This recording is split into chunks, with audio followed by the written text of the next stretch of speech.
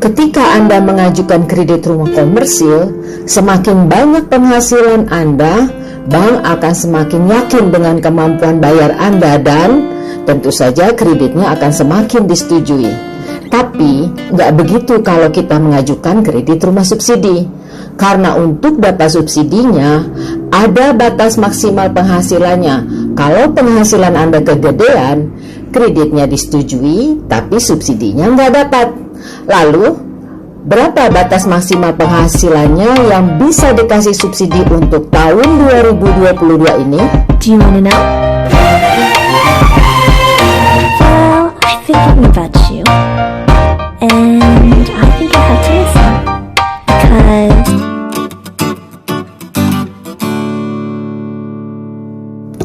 Selamat malam kawan-kawan yang terima gajinya masih full dan yang udah lumayan banyak potongannya. Perlu Anda ketahui bahwa program subsidi rumah yang pemerintah berikan setiap tahun persyaratannya selalu berubah.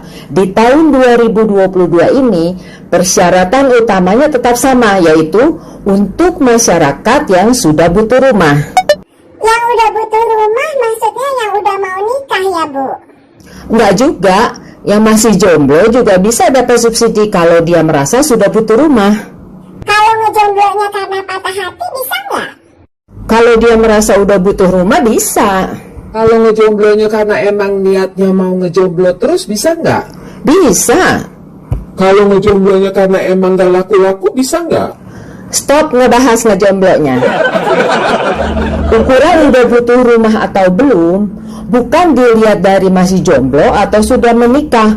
Kriteria yang udah butuh rumah, kalau udah dapat, rumahnya langsung ditempatin, nggak dibiarin kosong, nggak dikontrakin atau dioper kredit ke orang lain, apalagi sampai dijual lagi ke orang lain.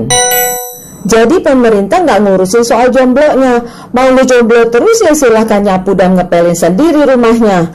Pemerintah cuma kasih subsidi buat rumahnya aja, tapi batas maksimum penghasilannya yang dibedain. Yang jomblo batasnya lebih kecil, yang udah berpasangan lebih gede. Interupsi, Bu. Ya, interupsi silahkan. Rumah subsidi itu selamanya ya? Nggak boleh dikontrakin dan nggak boleh dijual lagi? Minimal 5 tahun. Kalau setelah 5 tahun boleh. Kalau nggak langsung ditempatin, misalnya mau nikah dulu boleh nggak? Dengan alasan apapun, karena mau nikah dulu, karena nunggu kontrakan rumahnya habis dulu, atau karena mau ngumpulin duit buat ngisi perabot rumahnya, boleh rumahnya nggak ditempati dulu minimal 1 tahun. Tapi kalau sampai udah setahun masih juga belum ditempatin, dianggapnya nggak butuh rumah, dianggap beli rumahnya karena mau invest, nanti subsidinya bisa dicabut. Waduh, dicabutnya sedikit-sedikit apa sekaligus, Bu? Sekaligus. Bahkan uang subsidi yang udah diterima sebelumnya harus dikembalikan semuanya. Dan selanjutnya bunga angsurannya nggak disubsidi lagi, dikenakan suku bunga normal yang selalu berubah-ubah mengikuti rate suku bunga BI, jadi sama seperti kredit rumah komersil. Sebelum kita bahas soal berapa batas maksimal penghasilannya, Anda harus tahu dulu, berdasarkan jenis pekerjaan, Anda berhaknya pakai program yang mana, yang TAPERA, yang FEPP, atau yang BP2BT. Tonton dulu penjelasannya di video saya tentang program subsidi rumah tahun 2022. Yang ini videonya. Video yang itu bukannya Ibu ngebahas soal BPJS? Bukan, yang ngebahas soal BPJS videonya yang ini. Kalau BPJS-nya udah punya tapi udah nggak aktif, bisa nggak kredit rumah subsidi? Peraturannya sih harus aktif, tapi udah dikasih kelonggaran. Untuk sementara BPJS-nya nggak aktif masih boleh. Nah gitu dong. Alhamdulillah masih boleh. Tapi tonton dulu deh videonya, biar tahu kenapa kalau kredit rumah subsidi memang sebaiknya BPJS-nya aktif. Siap.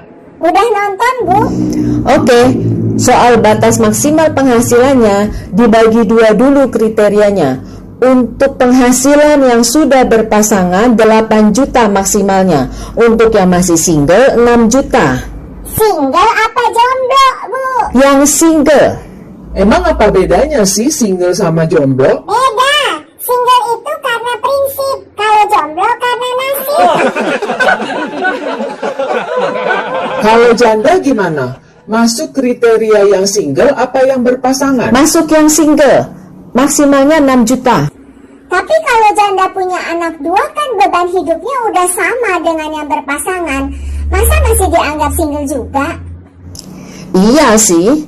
Tapi yang lagi dihitung kan penghasilannya. Kalau pasangan yang dua-duanya punya penghasilan, jadi bisa dimasukin semua penghasilan pemohonnya ditambah dengan penghasilan pasangannya, maksimalnya 8 juta.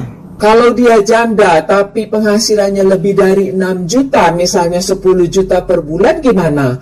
Masa nggak bisa dapat subsidi?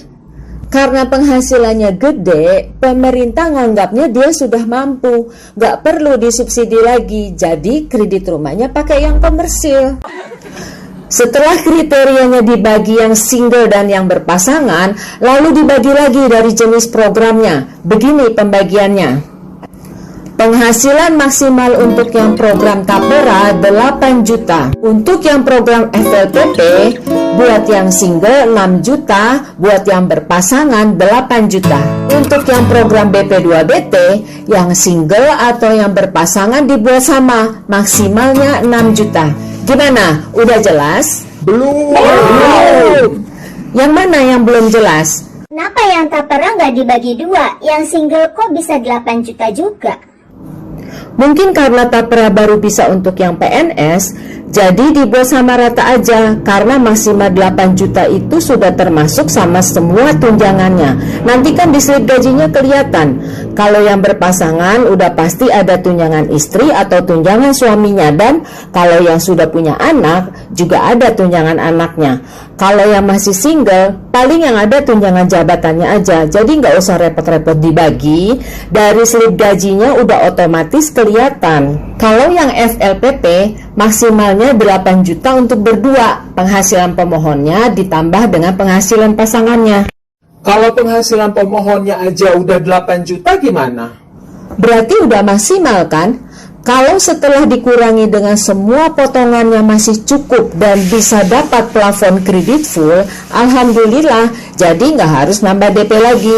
Sebab kalau sampai dapat plafon yang kurang, jadi harus nambah DP lagi. Gimana caranya Bang menghitung plafon kreditnya? Silahkan Anda simak di video saya yang ini. Dikurangi sama potongan apa aja, Bu? Semua potongan, misalnya ada angsuran kredit di bank lain, potongan PPH, potongan BPJS, JHT, potongan IWP, Potongan Taperum. nggak ada lagi. Potongan Taperum udah nggak ada lagi karena Bapetarumnya sudah berubah menjadi BP Tapera. Tapi kalau PNS suka ada lagi potongan iuran DWP. DWP itu duit warisan pegawai ya, Bu? Bukan, DWP itu Dharma Wanita Persatuan, iuran buat urusan kegiatan istri-istrinya PNS. Setelah dikurangi dengan semua potongannya, baru dihitung berapa bisa dapat plafon kreditnya. Yang PNS SK-nya ditahan nggak? Enggak dong, yang dipegang bank sebagai jaminan adalah sertifikat rumahnya, bukan SK-nya. Oh iya, untuk karyawan swasta atau PNS, setelah dapat rumahnya masih bisa dapat bantuan lagi buat renovasi rumahnya. Sebab rumah subsidi kan emang kecil, luas bangunannya cuma boleh 36 meter persegi maksimalnya. Jadi kalau dikasih kamar tidurnya 2, biasanya dapurnya belum ada. Kalau dikasih dapur, biasanya kamarnya cuma 1. Buat yang PNS bisa dapat bantuan untuk renovasi rumahnya dari BP Tapera. Kalau yang karyawan swasta dari mana, Bu? Kalau nanti karyawan swasta udah bisa pakai Tapera, bisa dapat dari BP Tapera juga. Tapi sementara kan karyawan swasta belum bisa pakai Tapera. Dari Bank BTN bisa, kan ada kering BTN yang bunganya ringan cuma 6% setahun, udah kayak bunga rumah subsidi, dan kreditnya tanpa agunan. Kalau mau tahu gimana skemanya kering BTN, lihatnya di video saya yang ini. Di Bank BTN, kalau kreditnya sudah setahun, terus rumahnya direnovasi, kreditnya juga bisa di top up. Terus Bu, kalau yang BP2BT kenapa dipukul rata? Yang masih single dan yang masih berpasangan tetap 6 juta. Nggak adil dong. Justru itu yang adil, karena program BP2BT kan untuk para pengusaha. Kalau suaminya punya usaha dan istrinya punya usaha juga, berarti kan penghasilannya gede. Berarti dianggap sudah mampu. Perlu disubsidi lagi. Nah itu udah tahu. Kalau mau tahu apa keuntungannya kredit rumah subsidi, lihatnya di video saya yang ini. Kalau ada yang nanya, kenapa ngajuin kredit kok prosesnya lama dan hambatannya banyak banget? Saya baru mau bikin tuh videonya, yaitu video tentang inovasi-inovasi baru yang dibuat oleh Bank BTN dalam memproses kredit rumah subsidi. Kenapa ngambil contohnya Bank BTN? Karena Bank BTN adalah bapaknya KPR subsidi. Bank BTN sudah berdiri sejak tahun 1897 dan sudah megang KPR subsidi sejak tahun 1976. Sudah 45 tahun megang KPR. Jadi udah kawakan. Baru kemudian disusul oleh bank-bank lainnya pada tahun 2012. Jadi untuk ngintip peraturan dan persyaratan rumah subsidi, cukup Bank BTN yang kita jadikan parameternya. Sekarang, proses KPR subsidi di Bank BTN sudah digital. Namanya proses kredit 151. Selama ini BTN mendengungkan ya, semboyannya 151. Dengan adanya ini semoga bisa lebih dari 151 kalau perlu. Gimana target kemudahan dan percepatan dengan proses kredit 151-nya di Bank BTN? Bocorannya dong, Bu. Bocorannya, namanya ini era digital, semuanya udah dibuat tersistem di satu genggaman Anda melalui aplikasi BTN Property. Jadi Anda tinggal klik-klik aja. Wawancaranya aja udah by phone, nggak lagi pakai tatap muka.